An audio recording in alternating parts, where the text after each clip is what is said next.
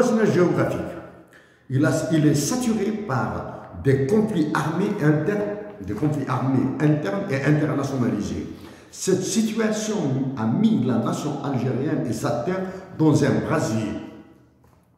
En 2024, à travers l'article 6 de l'OTAN, l'Algérie demeure une propriété en cogestion de la France et de l'OTAN, qu'il menace d'une explosion avec la mise à feu de la mèche qui est entre les mains du machiavélique et extrêmement intelligent roi de France Emmanuel Macron et des Américains qui tous deux manipulent l'Azawad comme le commandent leurs intérêts. Dans nos précédentes interventions sur les sujets de relations internationales et diplomatiques, le franc CFA, le CEMAC, la présence des Navy Seals Team 6 en Algérie, la présence des Navy Seals, marine, les forces spéciales de la marine américaine, Navy Seals, à travers le top du top, de Team 6 en Algérie, l'opération Barkhane, l'opération Takuba, l'opération Sabre, la mission des Nations Unies pour la stabilisation du Mali avec l'accord dit d'Alger de 2015 ont été pour certains des sujets de guerre affreuse entre nous et Emmanuel Macron et ceux qu'il délègue.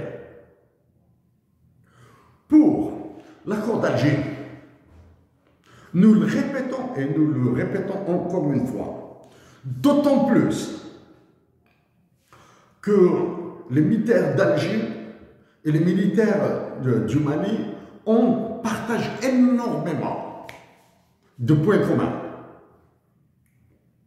L'idiotie, l'incompétence,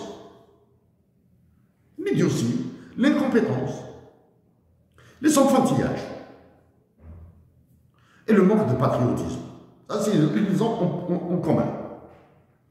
L'accord d'Alger, nous le répétons, la rédaction de l'accord dit d'Alger de 2015 est une rédaction faite pour une lecture par les enfants de moins de 6 ans. Lisez-le. La rédaction de l'accord dit d'Alger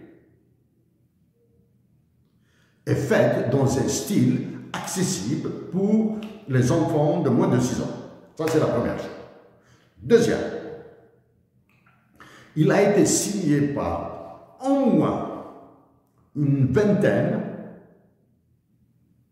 de représentants d'États, y compris les États-Unis d'Amérique, surtout la France, l'Union européenne, les pays, certaines organisations internationales, des pays d'Afrique du Nord, et signé par une vingtaine probablement, entre 15 et 20.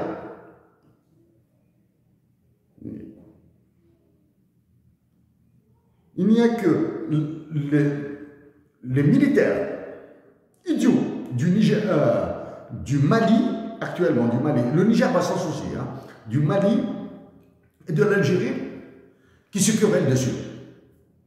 Pourquoi? Parce qu'il y a la qualité du texte d'abord. Parce que ce texte, cet accord d'Alger, ne comporte aucune mesure récursoire ou compromissoire. L'accord d'Alger ne comporte aucune clause récursoire ou compromissoire. Récursoire, c'est-à-dire que quand un État a commis une bêtise, il doit payer pour elle. Pour qu'il paye, il faut qu'il y ait ceux qui lui imposeront des sanctions. Pour le compromissoire, quand il y a un problème, avant de passer à des mesures récursoires, il faut qu'il y ait une tierce partie pour trouver des compromis. Il n'y a aucune mesure dans ce sens. Autre élément, et non des moindres, l'accord d'Alger coûte excessivement cher, il coûte beaucoup d'argent là, pour sa mise en œuvre. Parmi tous les signataires, qui a mis $1 dans cet accord?